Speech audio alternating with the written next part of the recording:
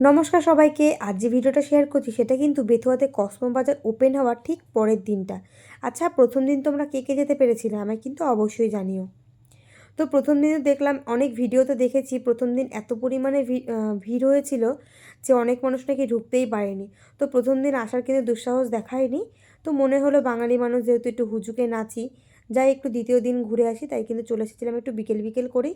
তাও দেখি প্রচুর ক্রাউড ছিল। তো এখানটাতে কিন্তু দেখলাম বেশ ভালো ভালো অফারও দিয়েছে।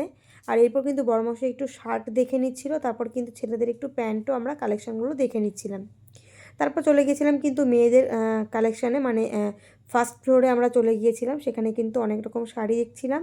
আর এই যে শাড়িটা না, এটা আমার ভীষণ পছন্দ হয়েছিল, তবে কিন্তু নিইনি। এটার কিন্তু দুটো কালার ছিল, দুটো কালারই বেশ সুন্দর লাগছিল। তো তারপরে কিন্তু মোটামুটি আরও কয়েকটা জিনিস দেখেছিলাম।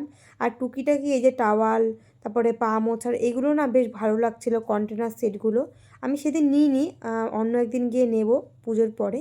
তো সেদিন একটা শার্ট প্যান্ট নিয়ে চলে এসেছিলাম। ভিডিওটা কেমন লাগলো জানিও।